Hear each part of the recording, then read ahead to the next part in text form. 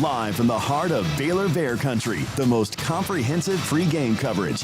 This is Game Day Live, powered by Sikkim 365 and KWTX News 10.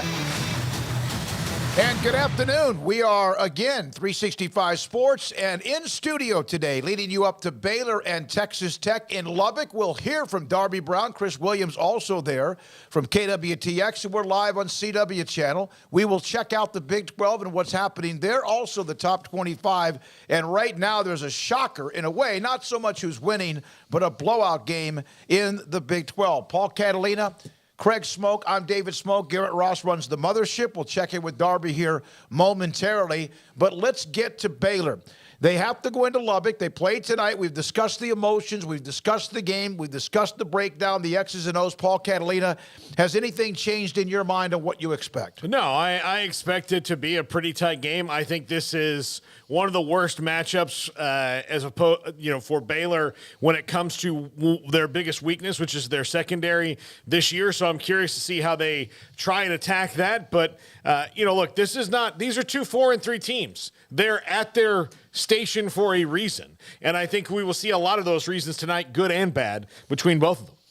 Yeah, I mean, I do also have my concerns about the Baylor secondary and the fact that Texas Tech passes a lot. But I think we also need to have some context of the reason why they have, big passing yards a lot of times, because they throw it 60 times a game. Yeah. So it's like, it's not as though the fear is like just them hitting bomb after bomb after bomb on you. It's just like, can you get them off the field? That's the concern for the Baylor secondary more so than getting ran out of the building, is can you make stops? Can you make them have to work for it? And when they're on, a situation where it's third down and maybe not where they would actually go for it, where, typically they go for it every single fourth down practically, can you put them in situations where they have no choice but to punt on third down and they don't want to risk it? Or when they do go for it on fourth down, can you actually stop them and get them off the field and make them think twice about it? That, to me, is going to be the biggest thing today, is getting Tech's offense off the field, however you have to do it, is going to be huge for this team. But it is a major concern, and because of the fact that Baylor's, not put together a complete 4-quarter game, based on the fact that they've turned it over in the red zone multiple times, based on the fact that they do have a shaky pass defense, based on the fact they don't put pressure on the quarterback basically ever, and based on the fact this game's in Lubbock and all of the things that come with that, yeah, it's a daunting task for them, and it's a major challenge. And if they walk out of this game tonight with a win, then I will be the first lined up to give them all sorts of praise, because I'm not expecting it, but they definitely have a chance to go and win this game tonight. They just have to play a much cleaner game than they played all year. Yeah, I agree. And a lot of, we put predictions up on the premium section. There's about 8 or 10 of us that do it. And I think it's probably 60-40, most everybody, 60-40 Texas Tech. And there were some that thought Baylor would win, and even a couple that mentioned Baylor might win that thing by 3 touchdowns. Scotty B, the Smooth Toad, Puduk, also Paul Rodriguez, Bo Stacker, all of you are in the chat room. Thank you very much for joining us today. So let's discuss the Big 12. Yes, TCU flexed their muscles. They had to kind of fight and scratch and claw, but they took care of business. Max Duggan, Kendry Miller, they were great. They win the game 41-31. West Virginia moved the ball a lot, but they just didn't have enough to keep up. TCU scored on touchdowns of 51, 55, 57, 71, and 30 yards. in a 41-31 win against the Mountaineers. And the 30-yarder at the end was a little bit of a little dagger. A little dagger. And West Virginia, look, TCU almost found itself in the same spot that Baylor was in a couple weeks ago, where if you make a couple mistakes and let West Virginia capitalize, now they made one. It's just that their defense locked down right after it towards the end of the game. And, look, that was a valiant effort by West Virginia, but that 4th down and 1 where not only do you jump off sides, thereby negating anything you have, Max Duggan just said, all right, let's make sure. And here's why I think it was kind of brilliant that they scored that. Because if TCU stays undefeated, nobody's really going to remember, even though in certain situations that game was as dicey as it was, it could get in and be like, oh, they won by 10. Okay, moving on. The only ones that will remember are the ones who want to remember. Yeah, exactly. And kind of use it against them, like Ohio State, who separated eventually from Penn State. They won 44-31, number 2 against number 13. And Craig, Kansas State is obliterating what looks like maybe a team out of gas at Oklahoma State, at least for this week. 35-0. It has been a slaughter. Yeah, it has. I picked Oklahoma State in this game. Thought it would be a close game, and I'm completely shocked by how. I mean, I'm not shocked that Kansas State's winning the game, but 35-0 at halftime. I mean, there's no way anybody else saw that coming. Like, there's nobody out there in the world that saw Kansas State winning by 35 points at halftime. I don't care if you're the most ardent K-State supporter or the most negative Cowboys fan in the world. There's nobody that saw this. 35-0 with their backup quarterback. Yeah, with Will Howard. Yeah. So it's hard to even describe, how shocked I am at this result. I mean, I really don't know what to say, because this is just so out of the character for Oklahoma State. I know they had a lot of injuries and whatnot, but, I mean, Will Howard has been – I mean, who had – him performing like this? I mean, it's just a shocker. It's a shocker in a lot of different ways. Deuce Vaughn's having a crazy good game, so he's doing his thing. And, their big 1-2 was him and Martinez. And then Martinez goes away, and you think, okay, well, I mean, Howard showed last week he can play well enough, but you didn't know that he would come in, start, and lead him to a 35-0 lead at halftime. I mean, this is crazy. And they just showed a stat, Oklahoma State less than 2 yards per play. I mean, this is an A-kicking, so to speak, and just unbelievable. They have 118 yards, Oklahoma State. Sanders has thrown a pick. There was a fumble early in the game and a pretty long gain. K-State has done everything well. Vaughn has 137 yards and a touchdown, including a long touchdown run that popped it open 14-0. Howard, 4 touchdown passes. 35-0 Kansas State right now. Just 5 minutes into the third quarter, they are cruising, which if in fact that holds up, TCU now 5-0. Oklahoma State would drop to third at 3-2, tied with Texas. K-State would be 4-1. The one loss to TCU. And then you wait for Baylor and Texas Tech to see who gets to 3-2 to be in a 3-way tie for third place. We're going to hear from Darby Brown, and in fact, we are. She's in Lubbock. Darby Brown, KWTX. She and Chris Williams are out there. And Darby, I know you know that area. You know some of these players for Texas Tech. You covered them, in fact, before you moved into Central Texas. And your thoughts about this game today and some of the guys that you know? Yeah, I mean, kids in West Texas, they grew up loving Texas Tech, and Baylor actually got one of those guys, Matt Jones. He went to Permian High School, but his former teammate, Landon Peterson, he is playing O-line for Texas Tech today, as well as a wide receiver from the Midland area that I covered in high school. Both of them were very good athletes back then. They still are now, and they love Texas Tech. They love West Texas, and really West Texas in general. Lubbock loves Texas Tech, but the whole area does. I know a lot of friends that are coming here to tonight's game. Luckily, they got some tickets. So yeah, it's everybody around the whole area, which is a very large area, is excited about this game. Darby, you were in what is going to be packed to the gills tonight and really raucous and rowdy. Is it kind of weird sitting in there now when no one's there but you and people, moving stuff around? Yeah, I mean, you can see outside that there's a lot of fans already in the area and ready to come inside. And actually, you can kind of see, if I tilt the camera here, part of the student section is filling up right now as well. So yeah, there's some fans coming in here, but it is the calm before the storm. And it is interesting to see all the red seats right now, knowing that this is all just going to be packed. It's also the temperature is going to drop a lot, because right now it's pretty nice. But I know it's going to be loud and cold once kickoff starts and into this game.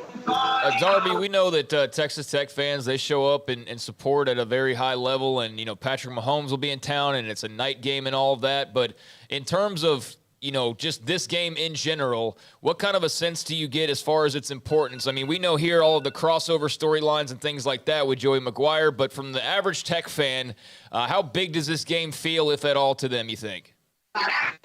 Yeah, I think it feels big because of the success that they've had this year. I think they're really fired up about Joey, about what they've been doing here, and I think it does seem like almost a mile marker. If they beat Baylor, it's going to feel almost bigger than just one win. But, of course, I think within both teams, they're all just talking about going 1-0 and making the game just the game. But I do think the fan base would just get, if Tech pulled it out, I think it would be another big win that they would look for, like that Texas win and, success that they haven't experienced in a while. But obviously, Baylor's trying to do everything they can to keep that from happening. I do think the fan base would be pretty fired up about this one. Darby, not so much a prediction, but Baylor has not really been able to give us any kind of consistency. 1 week maybe up, or one half they're up, the next half they're down. We saw that against Kansas. Do you feel like they have right now enough of whatever it needs to be to go into Lubbock? Nothing like Texas Tech is not 7-0, but to just do what they need to do to win this game tonight? I don't know. It's a tough call. I mean, I think it's really going to depend what kind of Baylor we see. You mentioned it. They've been very inconsistent, even within the game, not putting together a complete game. So I think if they come out and we see that from them, that they're playing like the team that they have shown at times, then I think that they can get it done. But I do think there's a lot of question marks around this team, and rightfully so, just because it has been a bit of a roller coaster. Even just on an individual basis, you feel like one guy has a great game and the other one's not quite there. And so it would be great to see everybody kind of on the same wavelength tonight. So we'll have to see. I think it could go either way, truthfully. And I know that's a very generic prediction there, but it is just going to be a tough environment, and Baylor has yet to prove that they can really play and get wins, other than at Iowa State, which that was during the day. So I don't know if there's something about a night game in tough environments that has this team rattled, but they got to try to flip the script on that. Darby, if you catch a tortilla out of the air, should you eat it? Absolutely not. I've covered a game here before.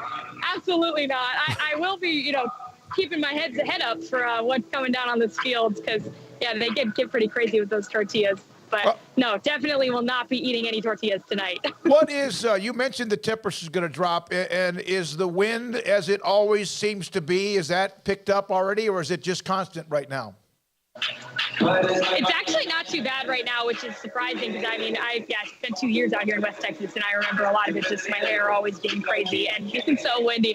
So I don't know. Right now the wind seems to be okay. I think it is just the temperature that's going to drop just because it's going to be nighttime. But it's been cold in Waco the last couple days too, so nothing too crazy right now. If the wind can maintain where it's at right now, I think they'll all be in good hands. Darby, thanks for being there. You and Chris Williams, KWTX, great job. We can't wait to talk to you again here in about an hour. Darby Brown of KWTX with us live from Lubbock, Baylor, Texas Tech, just after 6:30 to the kickoff. And, of course, we'll lead you all the way up until that time. We'll hear from Mac Rhodes, Baylor Director of Athletics, Joey McGuire, Tech head coach. Also, Blake Blackmar, his tailgate recipe podcast today is on chili. And he's very emphatic about whether chili has beans in it or not, and he discusses that. Plus, we'll also hear from former Baylor quarterback and radio color analyst J.J. Joe. Our discussion on more. We'll come back and discuss a little bit more after the Mac Rose interview with the top 25. Who flexed their muscles? Who's winning now? Update some scores. TCU won. Oklahoma won in Ames against Iowa State, and they kind of maybe trying to turn the corner. Baylor will play them next week, and Oklahoma State is getting destroyed by K-State 35-0. And this is 365 Sports, CW channel, and Game Day Live. Game Day Live on News 10 is sponsored locally by TFNB, your bank for life, Advanced Pain Care, and Central Texas Plumbing Solutions. When storms damage your roof, there's only one place to call, and it's Montgomery Construction and Roofing. MCR offers detailed bids for affordable quality roof repair and replacement. Schedule your free inspection and make sure your damage is repaired right the first time. Our claim specialist can help walk you through filing an insurance claim for wind and hail, too. Say goodbye to damaged roofs and yes to Montgomery Construction and Roofing. We roof Texas, and we are here to serve you. My name is Carolyn Bess, and I'm Executive Director of the Waco Symphony Association. For 6 decades, we've been raising up future musicians by giving instruments to middle schoolers, scholarships for the Waco Symphony Youth Orchestra, and by funding Baylor interns in the Waco Symphony Orchestra. Help us celebrate our 60th anniversary by raising $60,000 for education and outreach. Invest in our youth today to make beautiful music tomorrow.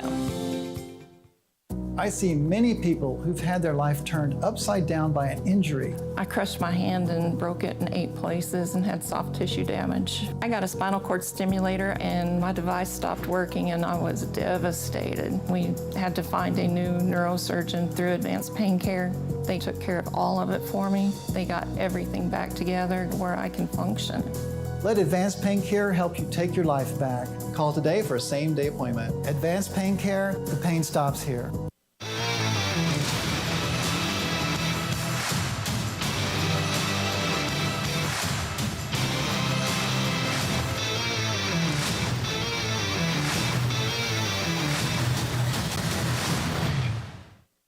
Mac, thank you very much. I know the commissioner obviously had a chance to visit with him, was in town.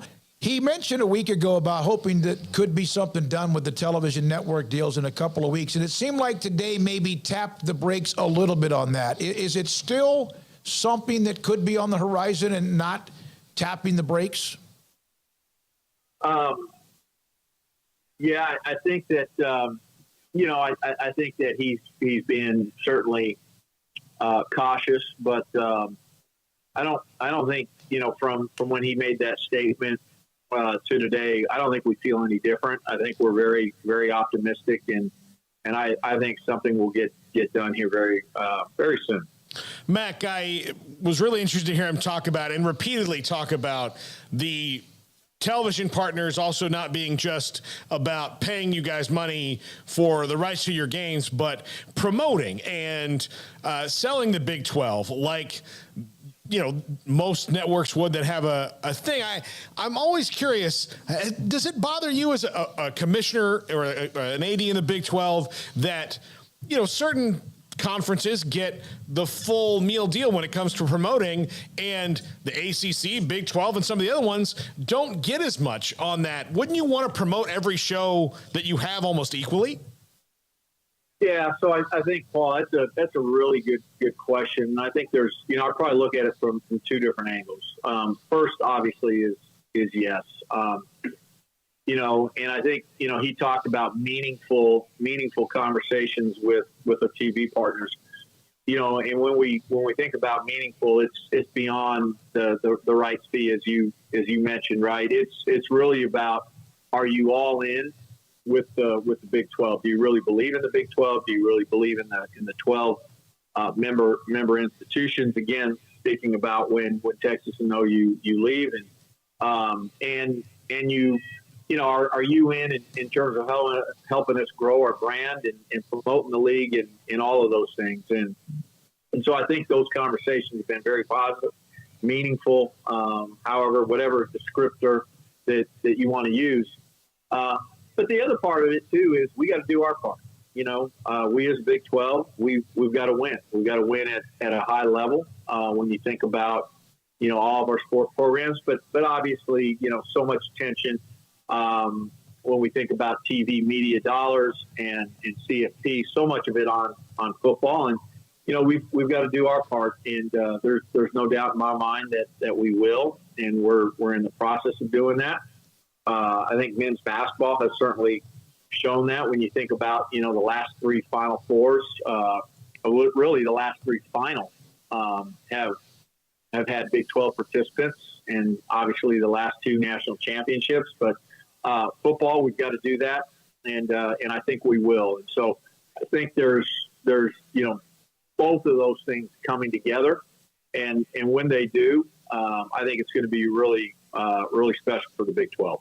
Yeah, I think I've said on here a few times, like all that marketing towards the SEC doesn't matter if they don't have like 6 teams win national championships in a 12-year time, or whatever the insane number is. That certainly helps matters when the teams are winning. Max, speaking of winning, your team, Baylor football on Saturday, hosting homecoming, got a win over Kansas, able to snap a small losing streak, and certainly a little bit stressful there towards the end. But your thoughts on homecoming weekend and football getting back in the win column? Homecoming is man, it's never what it can be unless your football team wins, and we were fortunate to win. And again, I'm always going to be transparent and candid. I was probably really, really excited about the first 25 minutes, and then not so much the next 30, and then excited again the last 5. And I think you saw, a glimpse of what this team can be when we're playing complementary football. We're not, making mistakes, unforced errors. I'd like to maybe reference them as that, but and look, that's a really good Kansas team, and certainly blessed and fortunate to get a win, and now you got to turn around and we've got I think a really, really tough matchup in Lubbock. It's hard to play there. It's hard to play there at night. They're a good football team, and so it'll be a terrific matchup challenge for us. Joey McGuire was obviously interested in the job when Matt Rule decided to go to the NFL, and Dave Aranda was your choice to replace him. And obviously last year, 12-2 National Coach of the Year, an incredible run. And then Joey left midway through last year, which is his opportunity to go to Texas Tech. How did your relationship with Joey, from the time you made the decision with Dave Aranda to the time he left, how was that, and has that changed? Yeah, it's I think there's a balance there. The minute he made that decision, obviously, extremely happy for him and his family, and so all of that, completely supportive of the transition. But you're now the enemy, and I love you, but now you're on the other side, and the relationship changes. It has to, and that's the reality of it. And they're trying to beat us, we're trying to beat them, and off season and maybe some specific other moments.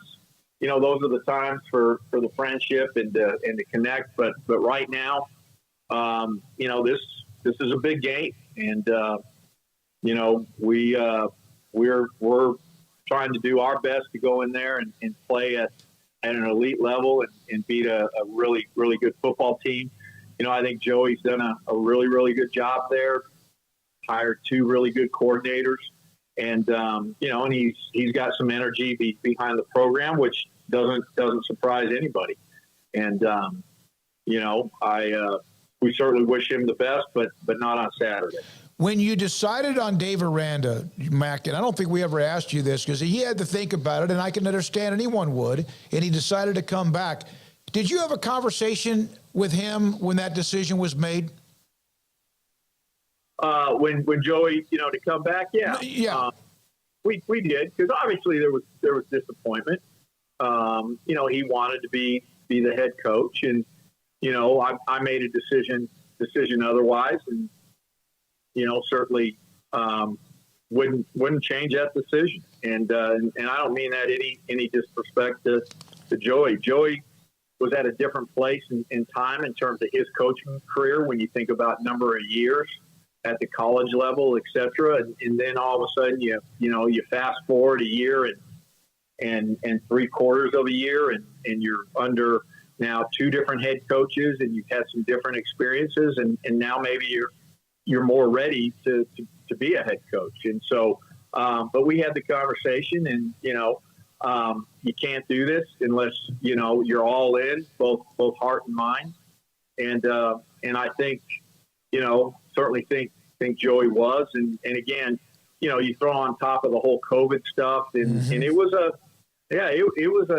hard time, but he handled it well. I think Coach Aranda handled it exceptionally well, and Joey got the opportunity, and again, like I mentioned, happy for him. Thank you, Mac. Appreciate it so much. Good to see you today. Mac Rhodes, Director of Athletics at Baylor, on many things. Richard Carr and his team are standing by the Bears in all sports this coming season, but Richard Carr's passion for football started many years ago when he was a trainer for the football team. In addition to his alma mater, Richard Carr also loves selling quality cars and trucks to his Central Texas neighbors. Whether you want the unbeatable GMC Sierra truck loaded with luxury and strong and tough for the workday, or the performance and ride of a Cadillac or Buick SUV, Richard Carr has an amazing lineup of vehicles for you. Stop by for a test drive, contact them online, or call and say Sikkim, and you're immediately a VIP at Richard Carr Buick GMC Cadillac. Find them at Highway 6 at the Imperial Exit or at richardcarr.com. At Richard Carr, we give you more. TFNB, your bank for life, is the official local bank of Baylor Athletics. Find out why more Central Texas are making TFNB their bank for life. Sign up for our Edge checking and savings accounts to earn interest or cash back. With 5 convenient locations and an award-winning mobile app, banking has never been easier. TFNB, your bank for life. Member FDIC. How did Edward Jones become one of the biggest financial service companies in the world? By not acting that way. Financial strategies, one-on-one advice, it's a big difference. And that's why Brad Wilson, your Edward Jones financial advisor, makes sense of investing. Experience the difference for yourself. Brad Wilson, 250 Sharon Drive in Woodway, 254-776-4337. Edward Jones, member SIPC. Pizza, burgers, and Bears football. There's no place around Waco that serves them all other than Bubba's 33. Come show your green and gold and enjoy some of Waco's best food and beverages while watching your favorite team, the Bears. When real Bears fans get hungry, Bubba's 33 is the #1 spot for ice-cold drinks, hand-stretched, stone-baked pizzas, and bacon-infused burgers. Join us for indoor or patio dining. Bubba's 33, Waco's restaurant and proud supporter of Baylor Bears football. Sick 'em, Bears. In Texas, there's pea-size hail and baseball-size hail. Guess which one hit our house? We didn't even know where to begin, but we called our Texas Farm Bureau insurance agent, and he was so reassuring. He knew exactly what to do to get our house back into shape and our lives back to normal. Now, we're even more thankful for the roof over our heads. Stop by and see our agents at one of our 3 McLennan County locations. Coverage and discounts are subject to qualifications and policy terms and may vary by situation. Three Nations Brewing Company has 16 different beers on draft with a new beer every Friday. It also offers 2 air-conditioned tap rooms, a large indoor beer hall, a second-floor mezzanine offering a great overview of the brewing company and equipment and patio where you can relax under the shade. Plus, you can now experience the new Three Nations Beer Garden Grill on our shaded patio. Grab a cold beer and enjoy a bite from our freshly prepared and delicious menu. Street tacos, quesadillas, freshly cooked burgers and dogs, and veggie burgers too. Nachos and so much more, all prepared and cooked on site. So come visit the award-winning Three Nations Brewing Company on East Vandergrift off I-35 in Carrollton.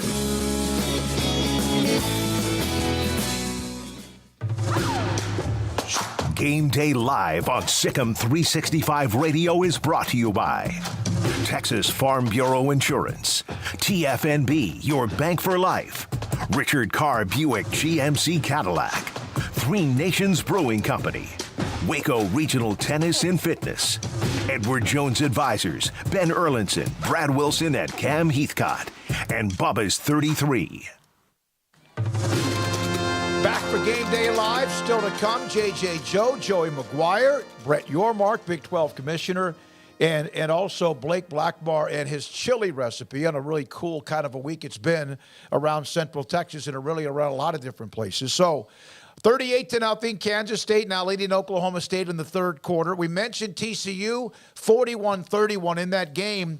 Duggan with 341 yards passing, 3 scores. Miller, 121 yards rushing, 1 score, 5 long touchdowns. And they win 41-31. They just had too much for West Virginia, who played pretty well. But Oklahoma, and I got to admit this, I got home from playing golf this morning. I got home and I'm looking for scores, and I went, oh, Oklahoma won. against Iowa State, which is really not something I normally would not have forgotten about. 27-13. Oklahoma has now won 2 straight. Baylor and Norman next week. They beat Iowa State, and they did it with a little bit of defense, Craig Smoak. Yeah, they did. I want to say this first about Iowa State, and this has no bearing whatsoever on Oklahoma and what they did today, but Iowa State sucks. I mean, my gosh, man, to be 0-5 in conference play now at this point, to manage just 13 points against the defense that's been reeling, and we'll give Venables and company credit. They're eventually going to get that defense stout, and, having the open week I'm sure helped a lot, but it's just kind of inexcusable at this. Like, Matt Campbell should not be 0-5 in Big 12 play ever at this stage, and here they are. And quite frankly, outside of West Virginia, I don't know where a win comes from. I mean, they might be staring 1-8 straight in the face with the way things are going right now. So just the offense, 3 interceptions from Hunter Deckers. It's tough, man. 66 yards on the ground. They're able to throw it pretty well. I mean, but could not run the ball and could not turn the ball over. But yeah, for Oklahoma, that was a really nice and much needed win. And certainly I didn't think it was a guarantee by any means. I threw that in there as kind of like my upset pick because I just felt like Oklahoma hasn't shown me enough yet. And I just felt like as well on the other side, being at home in Ames and having a little bit of a break, and like Iowa State's surely going to rise up and, muscle up a little bit, right? Nope. They're not. So, yeah, I was wrong on that one, and I'm happy to see Oklahoma kind of get their bearings back a little bit. I'm not sure, how much back on track they are, but they needed that win in a major way. Good to see, Dylan Gabriel not have to basically carry the load on his shoulders. They had some good moments from the run game. And, just played more soundly than the Cyclones. Dylan Gabriel didn't even throw for 200 yards. Danny Stutzman, by the way, his dad, Steve, played at Baylor, had a huge interception in that game. Again, Oklahoma wins at 27-13. They're now 5-3. They're 1 win away from being bowl eligible. And remember, they were in a free fall, but they've won 2 straight against Baylor in Norman next week. In West Virginia, Iowa State now 3-5. There are 4 games left. They basically have no room for error. 0-5 in the Big 12. And that, even with Iowa State, it's like maybe we started just thinking, okay, they're going to be in rhythm. They're going to win 6 to 8 games a year, and maybe once in a while they'll go to 9 or whatever.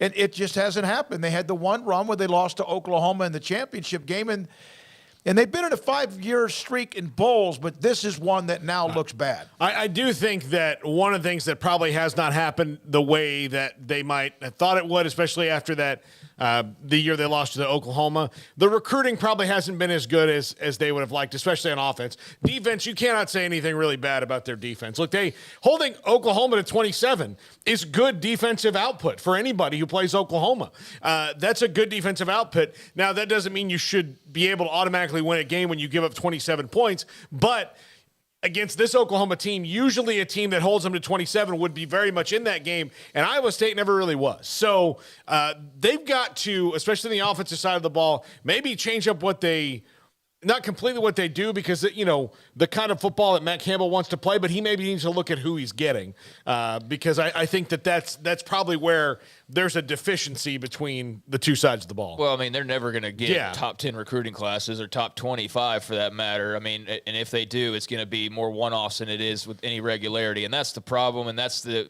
first thing I'm sure most Iowa State fans would say is, well, we're just never going to be that team, so we have to win different ways. And they're winning the ways, or one of the ways that they would win would be great defense and playing very good defense. But, yeah, the offensive side is just an utter mess, and that's really hurt them. So somebody's got to win a game next week, West Virginia and Iowa State. Somebody will have to win that game, and that's kind of a sickos committee type of ball game right there, I would think. So good for Oklahoma. They needed that. That's a nice feel-good and something to build off of for Brent Venables. So TCU 41-31 West Virginia on the road. Oklahoma in Ames 27-13. Kansas State 38-0.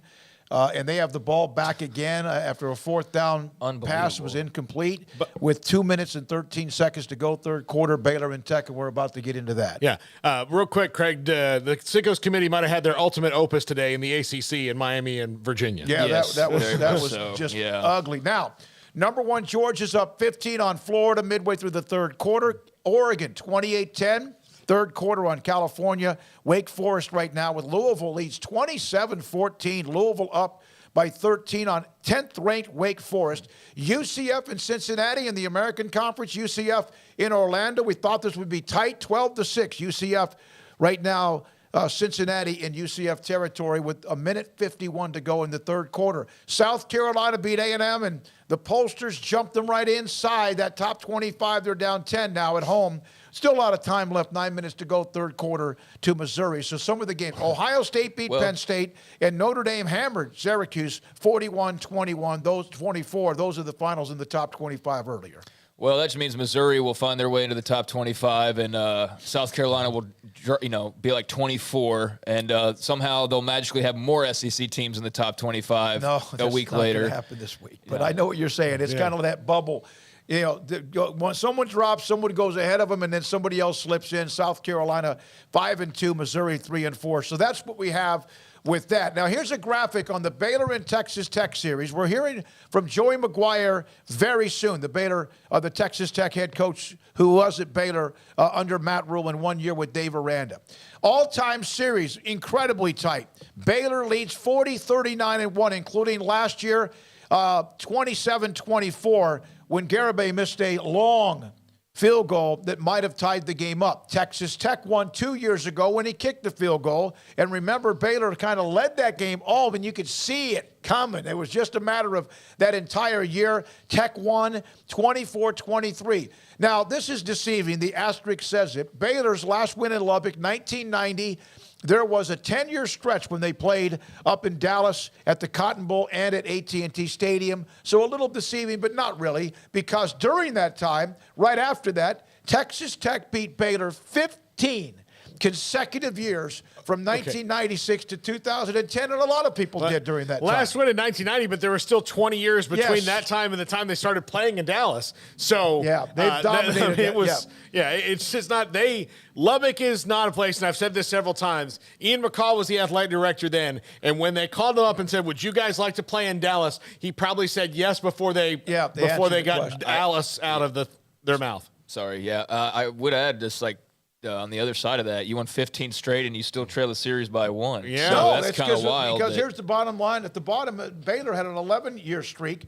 Over 14 years, 1947 to 1960, they had a huge lead, and then Texas Tech had that amazing run. And the last 10 years, it's been hit and miss. I think Baylor's had slightly the edge. They even remember Patrick Mahomes as being honored tonight. The entire time he was at Texas Tech, he had the massive game that, in fact, won the last time they played in the year that Baylor closed out their season, Texas Tech and Mahomes winning the game. I think the turning point in this not being kind of one-sided in Baylor's favor, and I don't know what the exact setup was, but I know my first few years here, they didn't lose to Tech, and then it was that when everything fell apart year, and the Texas Tech game after they had beaten Patrick Mahomes a couple times, it was when just basically everybody had thrown up the "we're out of here as soon as this game's over" flag, including one of the assistant coaches' wives, and basically saying, well, they've already got jobs lined up. I remember getting that tweet in AT&T Stadium as Patrick Mahomes was running havoc, and that's kind of when this started going back more towards 500 with that game right there. But, yeah, they had some success prior to that. Terrence Ganaway returned an onside kick for a touchdown. Baylor won in 11, 12, 13, 14, 15. Tech then won in 16 and 17. And, of course, 16? That was part of the Mahomes year. And then 18, 19, Baylor, 20 was Texas Tech, and then Baylor last year. So that's 1, 2, 3, 4, 5. 8 of the last 11 Baylor has won in this particular series. When we come back, we're not done. We're going to hear a lot of interesting storylines in this game. Joey McGuire and some of his staff, support staff, recruiting staff, and assistant coaches with Baylor ties. Dave Aranda, of course, he went to college, was a graduate assistant at under Mike Leach at Texas Tech. But Joey, of course, very recently, his thoughts about this week, his team, Baylor, and more. Game Day Live on CW Channel and 365 Sports. Central Texas Plumbing Solutions is the team you can count on to go the extra mile and resolve your plumbing problems quickly and thoroughly, getting it done right the first time. We want to wish the Big 12 champion Bears great success this season. Sic 'em Bears.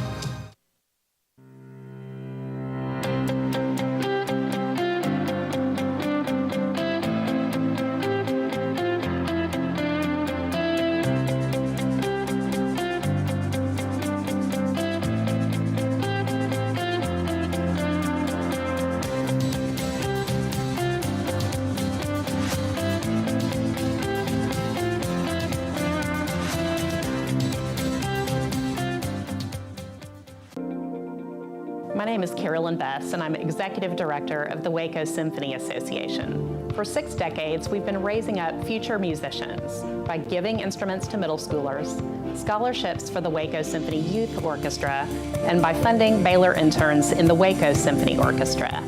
Help us celebrate our 60th anniversary by raising $60,000 for education and outreach. Invest in our youth today to make beautiful music tomorrow. Central Texas Plumbing Solutions is the team you can count on to go the extra mile and resolve your plumbing problems quickly and thoroughly, getting it done right the first time.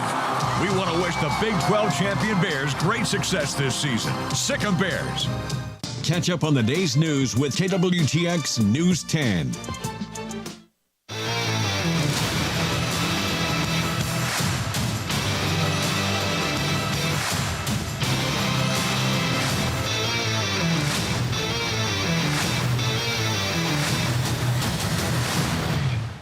Texas Tech football coach Joey McGuire with me, David Smoak on 365 Sports. Texas Tech at home against Baylor. Does this game mean anything more to you than anyone else you've played this year?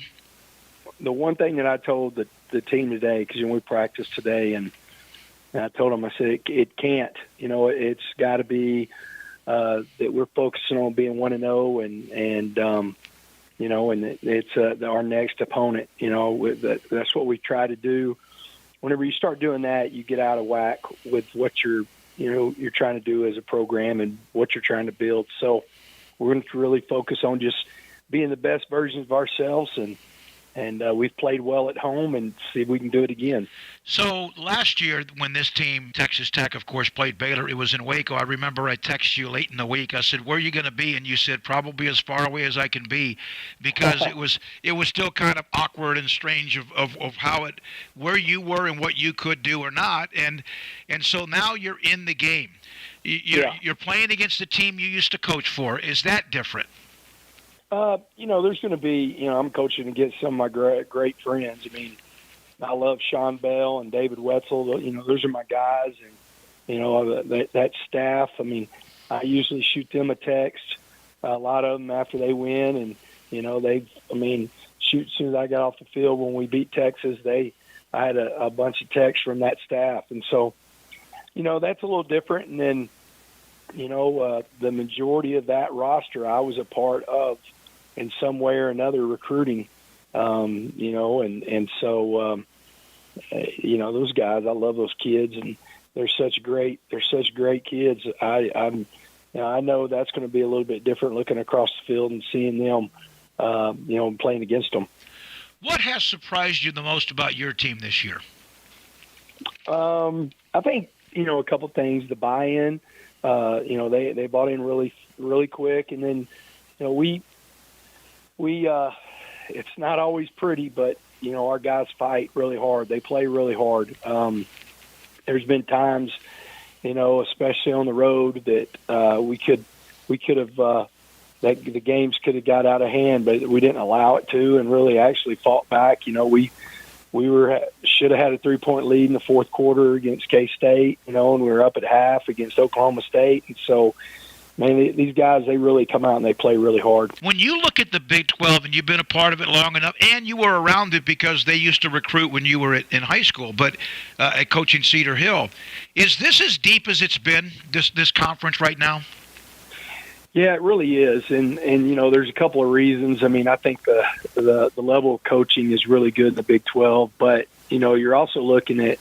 I mean, I think COVID has a big effect on it too. I mean, whenever I look at Baylor's roster and knowing these guys, I mean, they got an old group. They got with Khalil back this week. 4 of their 5 old linemen, normally would not be playing college football.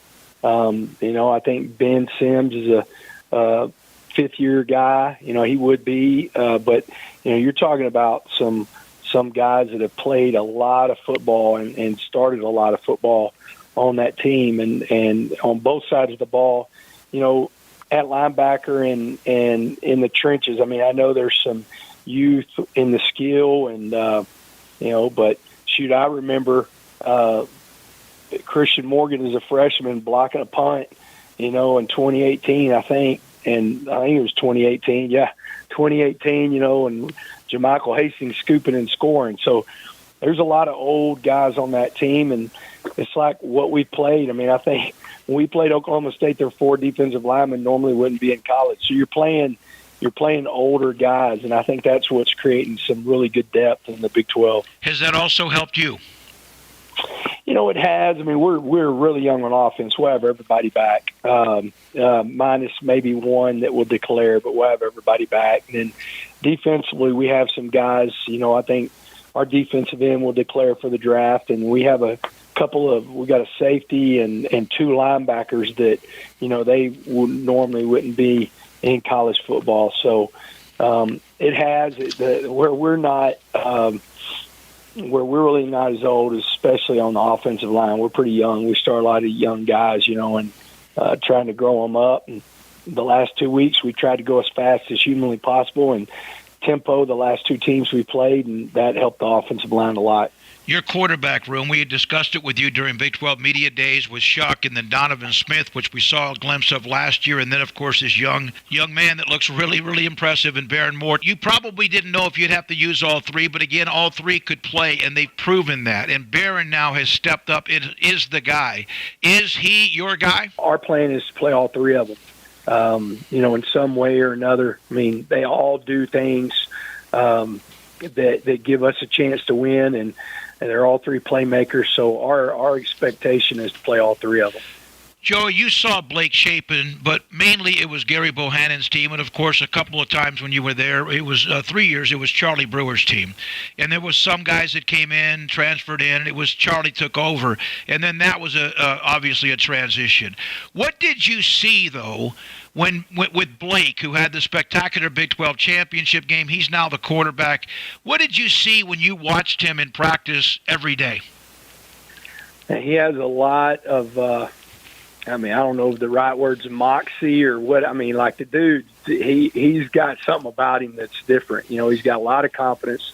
Being a baseball player or a former baseball player, I mean, he can throw the ball at different arm angles. He's got a strong arm. He's got a quick release. I love Blake. I mean, he and Garrett were really close. Garrett hosted him whenever he came on his official visit, and man, just a really good kid. Man, he's a tough kid. I hated to see him go out against West Virginia. I think possibly that would have been probably a different outcome if he doesn't go out. But man, he's a great kid, tough competitor. I love everything about that kid. Have you talked to Matt Rule? He and I have traded a couple of 2 or 3 times in the last week. Have you talked to him since the decision was made in Carolina?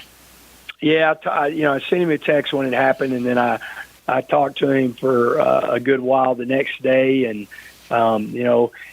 he said, "Hey, I'm going to Cape May for a few days to decompress," and he said, "I'm gonna pick one of your games to come to." So.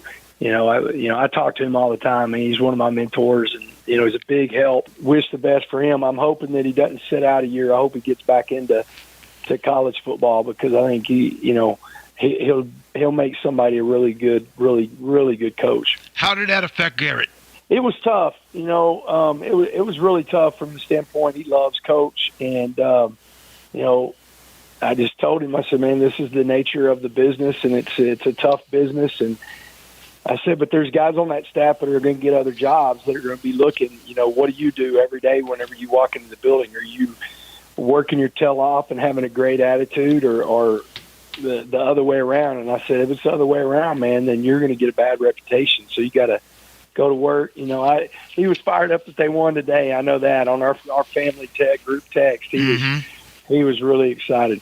You seem to be, and you've always been such an incredibly energetic, positive, happy guy, but you seem to be maybe at peace as much as ever before. Is that true? It is. I really love this place. I work for a great AD.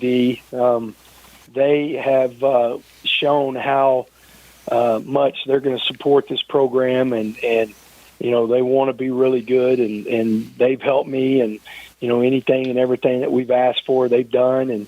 And then the players, it's fun to come to work every day whenever you have a group like this that is really bought into what we're doing. Joey McGuire with us, Texas Tech football coach. So when you're at night and you're winding down, is it a screened back porch that you sit and just watch everything calm down for the rest of the night? Yeah. It's you can kind of open up the back porch, so it's enclosed, but you can slide the doors open, and right now watching, like we started right now. I don't know how much I'm going to sleep this week watching Coach Grimes in this Baylor offense. Man, that they're really running the football, and Richard Reese has become just a guy that just chews up yardage. So I'll be sitting on that back porch, maybe having nightmares of what we're about to face. You guys put up a bunch of numbers. You play hard. Sometimes when you hear about a team plays hard, that means they're not very good. But you guys are 4-3. You just manhandled West Virginia. Is that something, wherever you've been, that is a whatever DNA of a Joey McGuire team is playing hard? Yeah, that's the number one thing that we talk about, is that we're an effort-based program, and that what's happening is the guys that are playing their best, they're also practicing that hard. So it's translating into Saturday, which is really good because we're having more and more guys buy in. But, I don't see how you can play this game without giving great effort. And, I think you've seen that. You definitely saw it last year with the Big 12 champs of how hard those guys played. Mm-hmm. In 2019, I go back to that group, how hard those guys played, and I always felt like my Cedar Hill teams played hard, and I just got lucky to be a part of staffs with Rule and Aranda to where that's such a fixture of how hard you play and the effort you practice with translates.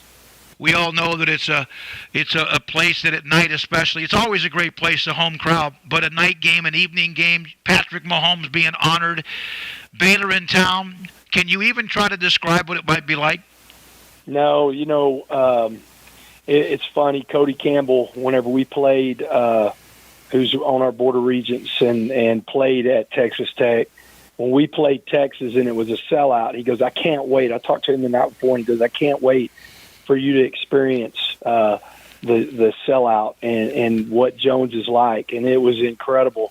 But last night I had probably 5 or 6 people saying, man, I can't wait for you to experience a night game. Yeah. And Jones, AT&T, and it being a sellout, and Pat being back in town, it's going to be a great crowd and a great atmosphere. Joey, I appreciate your time as always. Have a great week. Yes, sir. Thank you. Joey McGuire, Texas Tech football coach on 365 Sports.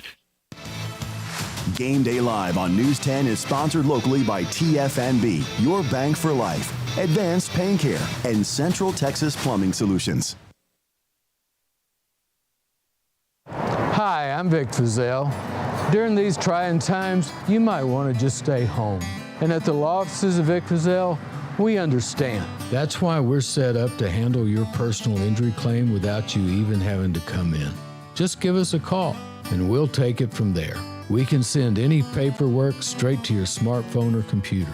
Don't delay, because if we don't put money in your pocket, you don't owe us anything. I'm Vic Fazell.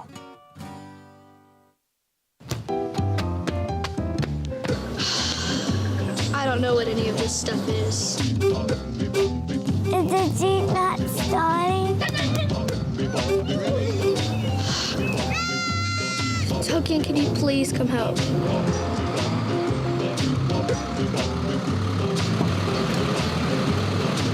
Y'all call for a tow?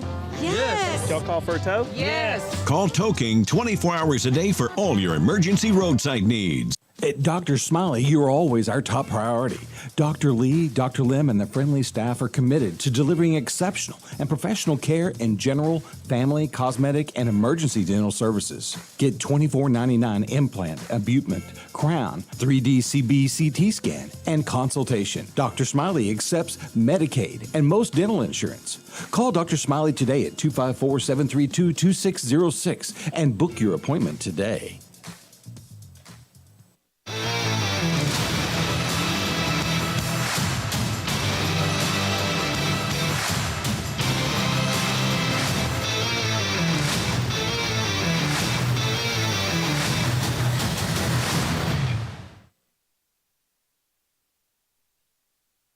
Hey y'all, welcome back to Black Bar Barbecue. The weather's getting colder. That means it's finally big boy season. And you know what that means? Chili is on the menu for the tailgate.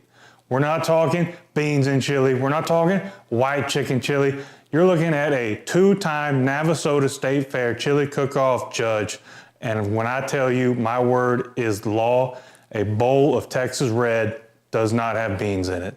I will die on that hill. If you're not on that hill, you're not with me, you're dead to me. If you put beans in chili, it's stew, it's not chili. It might be tasty, but it ain't chili, all right? We're talking smoked brisket, ground brisket, venison, chili. We made our own homemade tater tots, chili, cheese, tater tots. Say it with me, chili, cheese, tater tots. Just saying it gets me excited. Looking at it gets me excited. Let's see how it turned out. Chili, crunchy tater tots, melty cheese. Hot damn. Brisket, smoked and ground chili. Are you kidding me? Can't make chili without chilies. Get these into a pot. We don't really care about the seeds. I'm not gonna be too mad. It's gonna get ground up into chili paste. Fill pot with water. Turn this bad boy on. Turn it all the way up. We want to get this thing simmering. We're gonna knock out a little prep work real quick. Quick dice on these onions. Tomatoes. Not traditional and true Texas red chili. This is just about the only atypical thing I like to put in there. I think it's nice. It's not as egregious to me as beans. But again, we're not going heavy. We're not going stewed tomatoes. We're not doing tomato paste. We're not doing rotel. We're just doing like 2 diced tomatoes. We're just throwing a couple in there because it's nice. Let's go ahead and salt those bad boys. Let them sit. Already steaming. We're just waiting for those peppers to get nice and soft. We don't have to go in with just dried peppers. We can go in with a couple fresh jalapenos as well, highlighting the chili in this dish. That's what it's all about, not beans. Grow up, America. Gonna go ahead and turn that off, let that steep and steam for a minute. Step 1 of making our chili paste, gotta start with chilies. We're gonna blend them up. All I'm doing, pulling this little stem out, I'm gonna leave the seeds in. I'm not too worried about the spice. None of these are gonna kill you hot. These Cascabel chilies aren't that hot, but they do have a really nice fruity flavor that I enjoy. These ancho are basically poblanos, if I'm not mistaken, that have been smoked and dehydrated. Chipotles are, of course, jalapenos that have been smoked and dehydrated. Chile de arbol, I don't know what kind of chilies these were before or what they were done to them, but these are the little spicy buggers.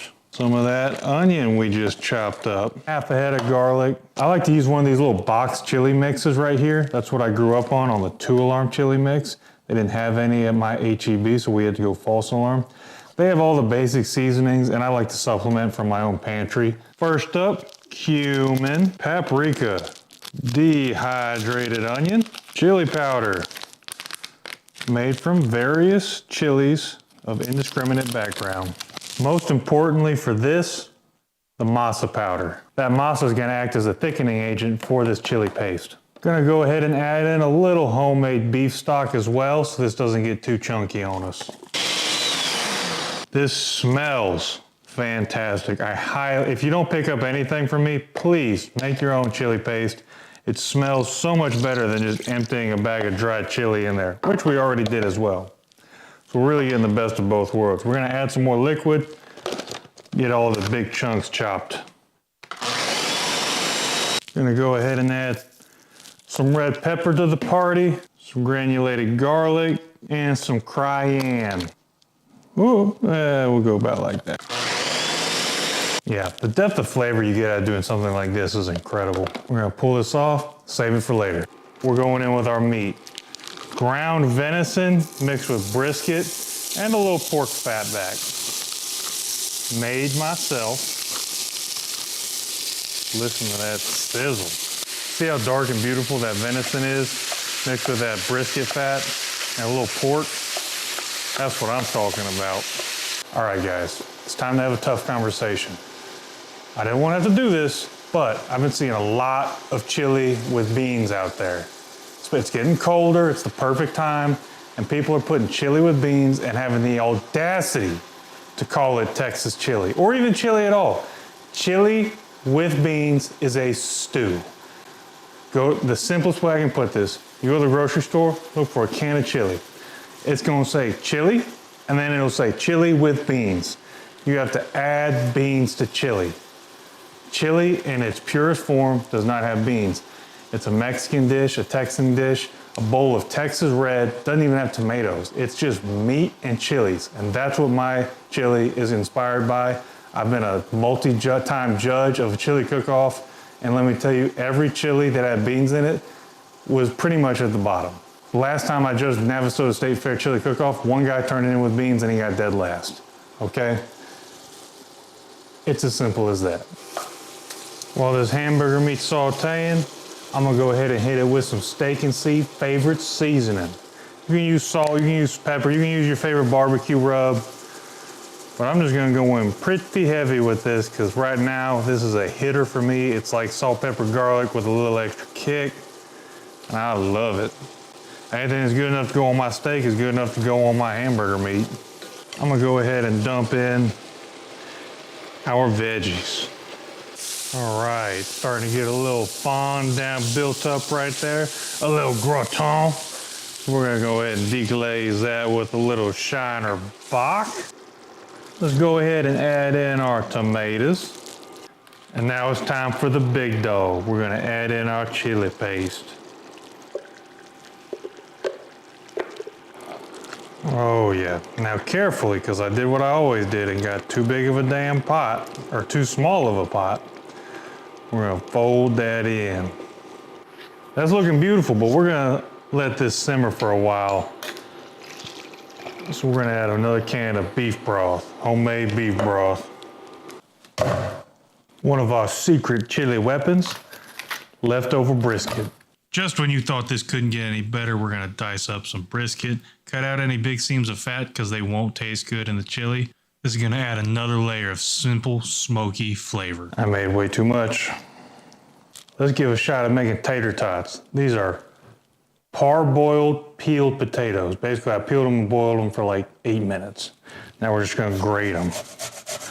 I've never done this, so we'll see how it goes. We've got our shredded potato, hit it with some favorite Steak and Sea, some flour, and then we just make tater tots out of it. Mix that up. Take it, mash it together, get you a little nugget. Now we're gonna fry up our tater tots. We're doing it in a wok because it will use less oil and it's just a better frying vessel. Kind of like a shallow fry, not a full deep fry. That looks pretty good, so I'm gonna get the first batch in.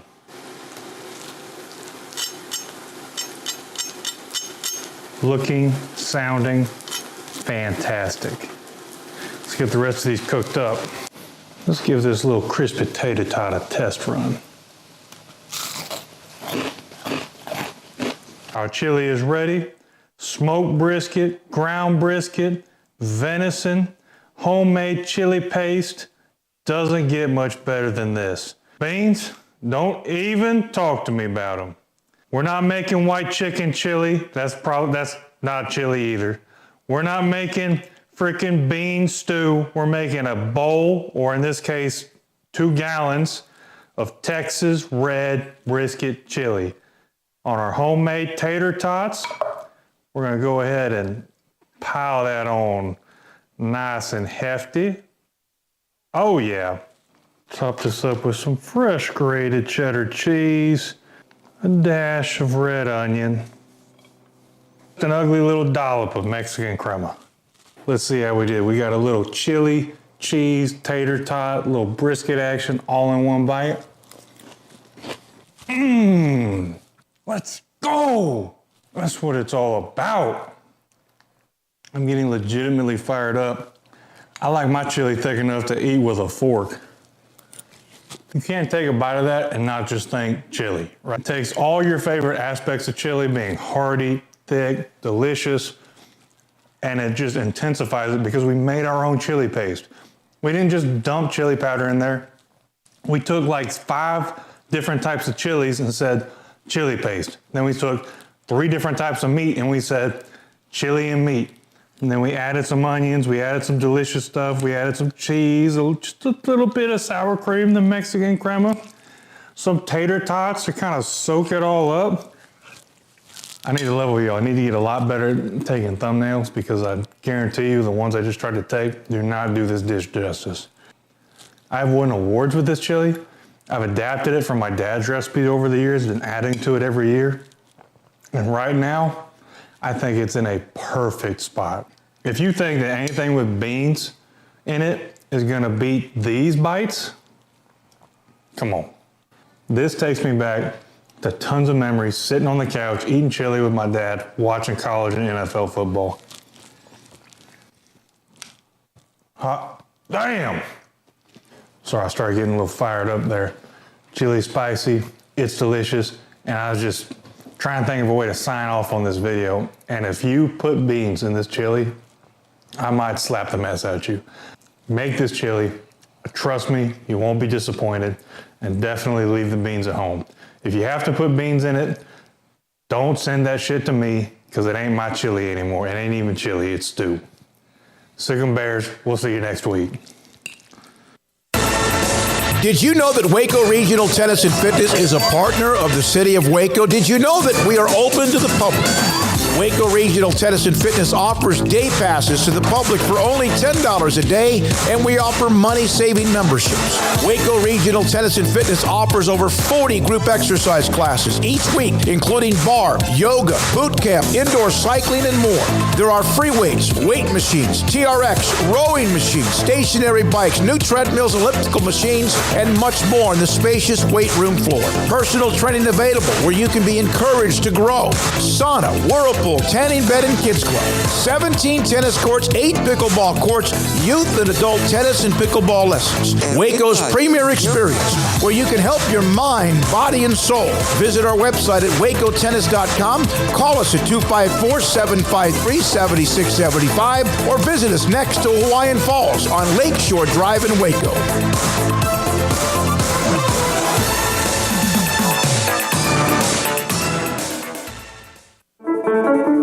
One size fits all. That may be all right for an adjustable belt or cheap sunglasses, but when it comes to your financial needs, no one wants a one-size-fits-all strategy. Cam Heathcott, your Edward Jones financial advisor, knows that his most important goals are yours. That's why he takes the time to understand your needs, knowing you. That's how Edward Jones makes sense of investing. Cam Heathcott, covering Conroe and Houston, 936-756-7717 or cam.heathcott@edwardjones.com. Edward Jones, member SIPC.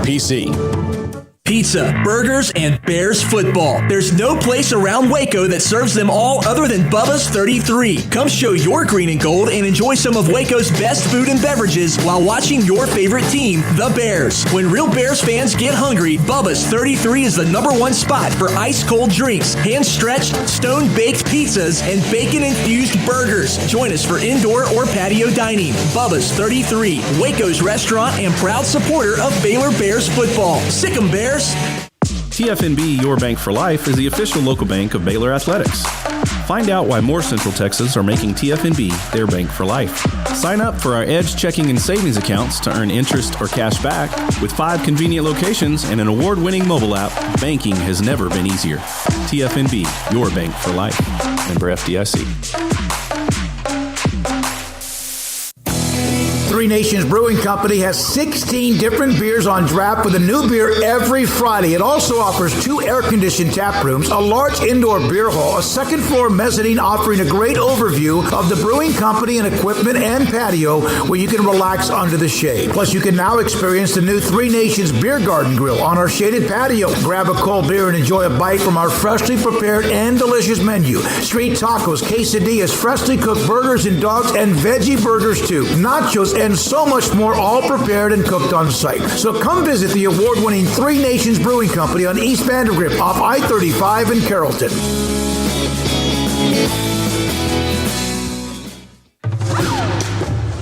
Game Day Live on Sikkim 365 Radio is brought to you by Texas Farm Bureau Insurance, TFNB, Your Bank for Life, Richard Carr Buick GMC Cadillac, Green Nations Brewing Company, Waco Regional Tennis and Fitness, Edward Jones Advisors, Ben Erlinson, Brad Wilson, and Cam Heathcott, and Bubba's 33.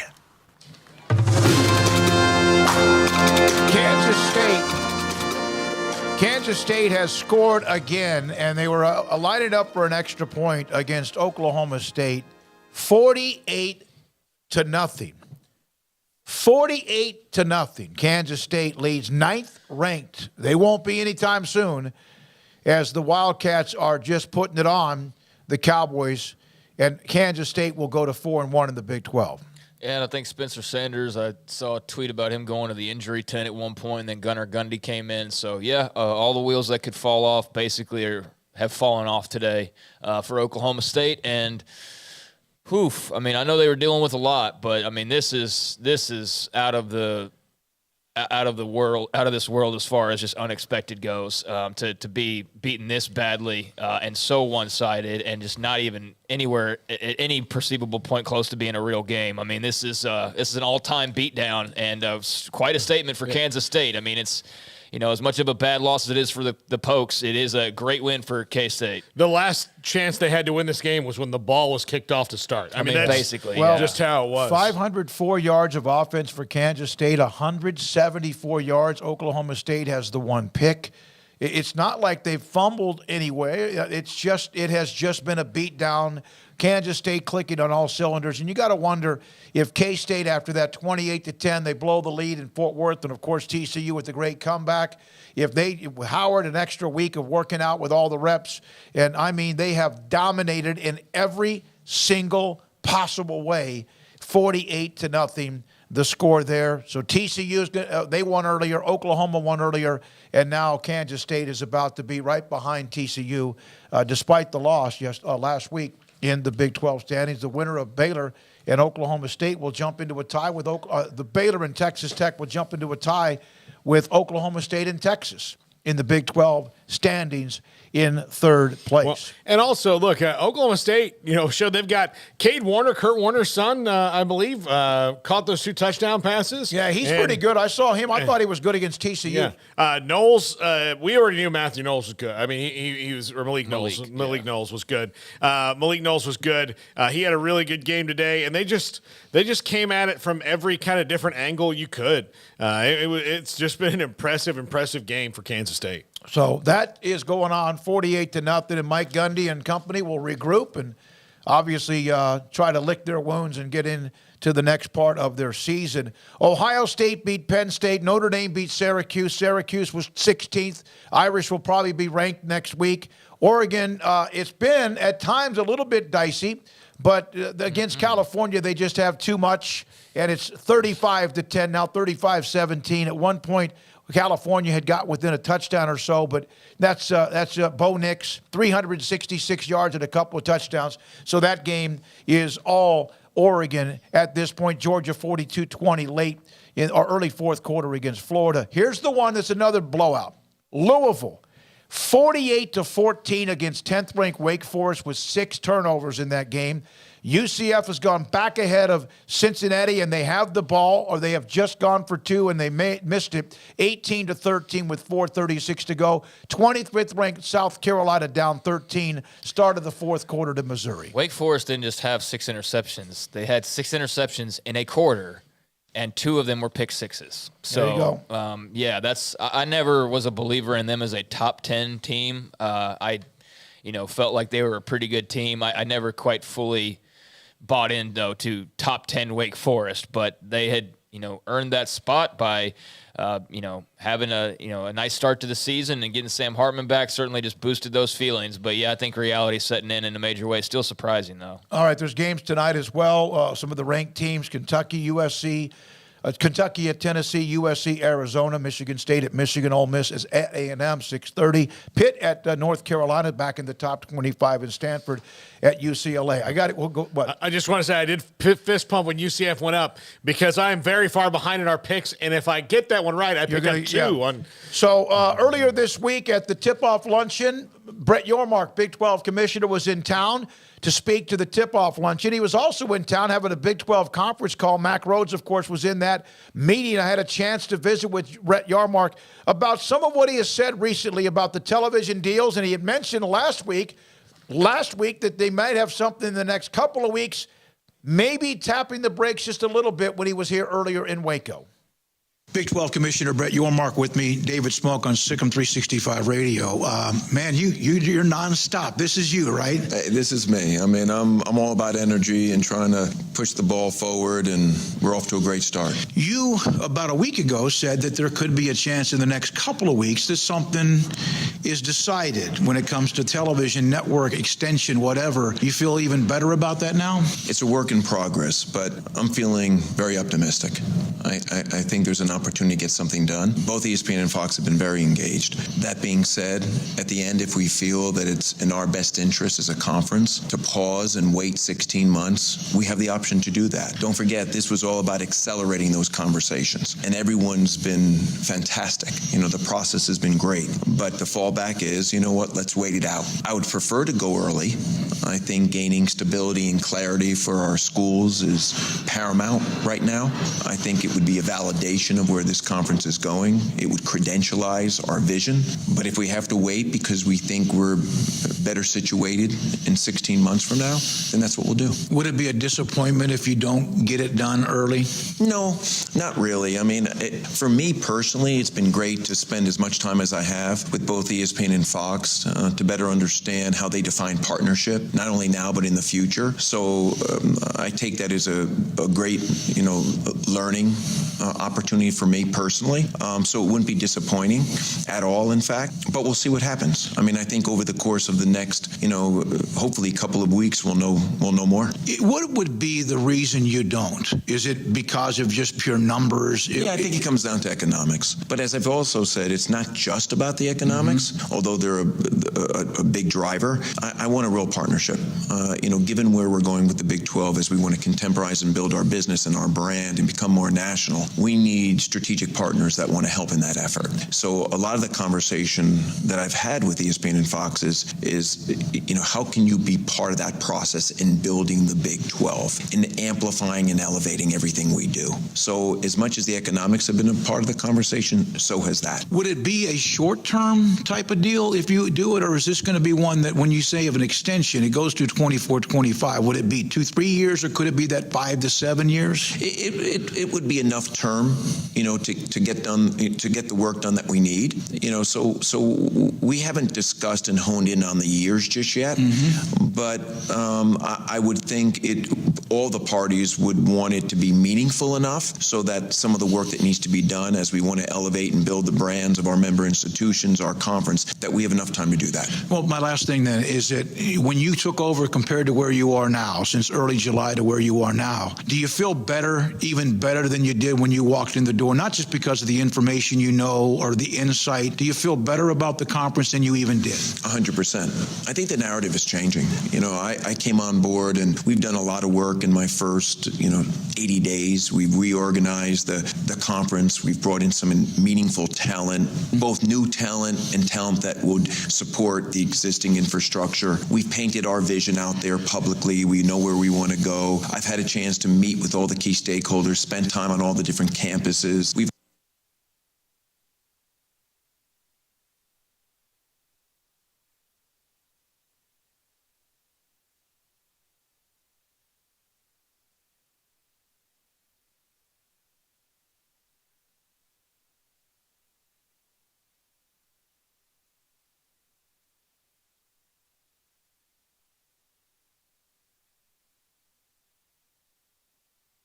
What sets Hillcrest Dental Care apart is our vision of how we want to care for our patients to improve their health and their quality of life, whether it's the teeth, the gums, the bite, or the smile. Because I didn't feel anything at all. When I woke up there, I had everything done. I go to the restaurant to eat, and the waitress said this, "You got new teeth." So they noticed it too. If you want something done that is good and permanent, this is the place to go. When it comes to accounting or financial services, choose a firm where it's about you.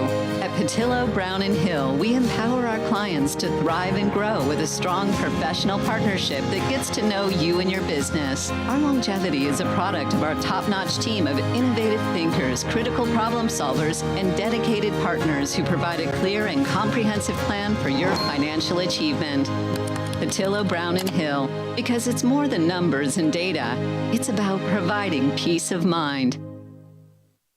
I'm Carol Weaver with Waco Mattress Center. Central Texas has grown a lot, and so has the Weaver family. We've been selling the best mattresses at the best price right here on Valley Mills Drive for over 20 years. With brands like Sealy, Stearns & Foster, and Beauty Rest, we've sold over 400,000 mattresses. Our family would like to thank you for choosing Waco Mattress Center. I'm Carol Weaver, your local mattress expert. Thank you for your business and keeping it local. Waco Mattress Center. WTX has the most advanced technology powered by Johnson Brothers Ford. Game Day Live is back. As we wind it down, we'll take you up until 6 o'clock. Baylor and Texas Tech, of course, television tonight just after 6:30. And out in Lubbock as it starts to get a little darker and, of course, the crowd starts to fill up. Darby Brown joins us again from KWTX on the CW channel and Game Day Live. And Darby, thanks for your time. We appreciate it. And so you had a chance to bump into some football coach. Is that correct? Yeah, you guys, I was trying to walk out on the field, but I don't know if you can hear behind me. I'm in front of the Baylor tunnel, and they are getting fired up down there. So I'm trying to walk away from that now. But, yeah, I ran into Coach Joey McGuire, and, man, he's just the nicest guy. So it's tough to, root against that guy. I feel like everybody that ever covered him feels the same way. But he spent a few minutes talking to me, and he obviously was, just very excited. And he was like, hey, this is going to be a really good game. And I said, I agree. And I think what I saw in those moments, even just with me, and, he doesn't know me nearly as well as some of those guys that are going to be out on the sideline. But, I think he's going to have a lot of those types of conversations tonight, just briefly with a lot of people that he knows and respects and things like that. But probably more so after the game, but he'll see them before the game. And I'm sure it's going to just be one of those nights that's going to be kind of weird for all involved. What level would you say he's at pre-game? Because he's during the game and always at a 10. Is he at a 6, at a 7? Where is his enthusiasm right now? I mean, he just looked really happy. I would say he looked normal. I don't know, normal enthusiasm, but he had the biggest smile on his face. He just seemed really happy. I think he's just really happy here at Tech and excited about the group he has, and was really excited about this opportunity tonight to coach against a team that he knows and loves and respects. But I can tell you who had level 10 enthusiasm was Blake Shapen. I've never heard him. I can't really say, oh, Chris is coming to help me out potentially with the camera here. Here, just walk with me down the tunnel.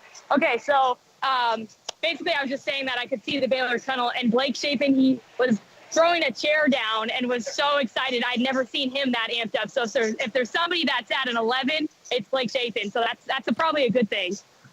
Darby, you're doing a great job right where you are, right there in the thick of it. Maybe, I know a lot of times we've thought about this Baylor team. It doesn't mean you have to have fake emotion, but maybe they understand the moment. They should. I mean, they have to, and maybe they're ready for this occasion. Yeah, I think so. I mean, I can't really repeat what I was hearing. I'll say that, but they were really fired up. And I think it's rare when, especially at the home games, we don't really get to see them like how we get to see them when we're at the away games. And yeah, I mean, the emotions are there. The energy is definitely there. I think that they're ready to rise up to the occasion, just like you said. Chris is showing the camera down here so you can see a little bit more into the Baylor tunnel. But yeah, they're ready to go. Yep. Darby, is it starting to fill up? Is it starting to get loud and boisterous? Yeah, it's definitely starting to get loud. I don't want to walk even too farther because I don't know if you'll be able to hear us. The music has been going the whole time. There's a lot of fans dressed in all black. They definitely got the blackouts, deal going on. And so, yeah, I think it's going to be a pretty rowdy environment in here. So, yeah, it's filling up. Good luck. Have a good night. You and Chris Williams. Again, KWTX, Darby Brown, Chris Williams with us on Game Day Live. We come back with our final thoughts. Baylor and Texas Tech. This is 365 Sports and CW Channel. Game Day Live on News 10 is sponsored locally by TFNB, your bank for life, Advanced Pain Care, and Central Texas Plumbing Solutions.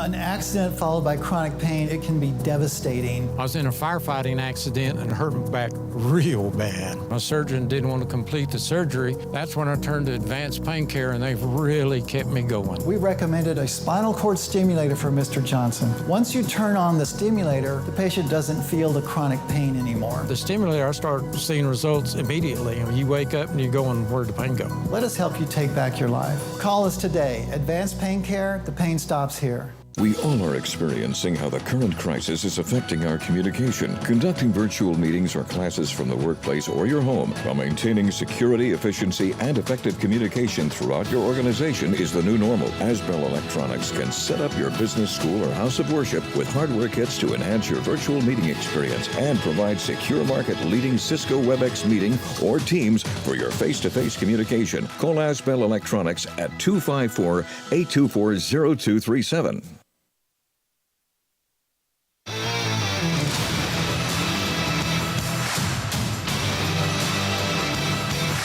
We are back, Game Day Live, in the last few minutes of this pregame show, and thanks again to all of the people behind the scenes, Andrew Hamilton, Garrett Ross, Darby Brown, and Chris Williams, and our sponsors, both on 365 Sports and the CW. Again, right now, just a few minutes away, a half hour or so away from Baylor and Texas Tech. We have discussed this at length. Man, this is probably one of the most digested game or discussed game we've had. Paul Catalina, we start with you. Yeah, I think this should be a close game. I think that these teams match up together fairly evenly. I just think that the one matchup that like I said this week, I haven't been able to completely wrap my head around for Baylor is how their secondary slows down all the passes that are going to be thrown by Texas Tech. It's just been, that's their biggest weakness versus Texas Tech's biggest strength, and plus this game being in Lubbock, I think Texas Tech wins this one. But again, these are 2 4-3 teams, and we'll see them play like 2 4-3 teams probably throughout the night.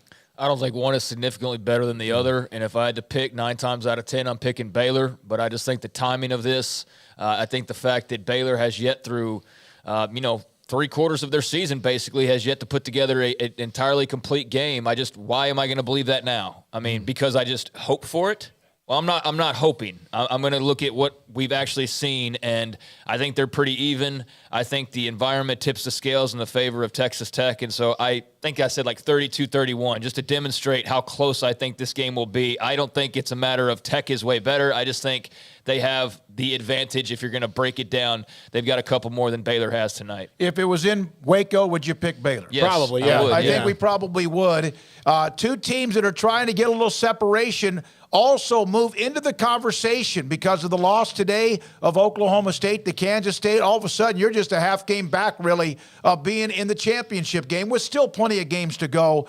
I have Texas Tech 38-33. You had Texas Tech winning, and Craig just mentioned his prediction. So that's what we have. Garrett Ross, you want to throw in something or not? Nope. Okay. So, again, we'll be back on the air, post-game show, and so much more throughout, of course, what we do.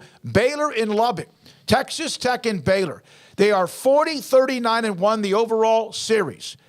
40-39-1. Both teams have had streaks. Baylor's been better the last, let's say, decade, 8 of the last 11. But last year, of course, they were able to win it on their way to playing for the Big 12 championship, winning the Big 12 championship, and also eventually winning the Sugar Bowl. Is there an unsung name? We got about 30 seconds here. Is there a name other than the obvious that may be a big factor tonight in the win if Baylor or Tech win?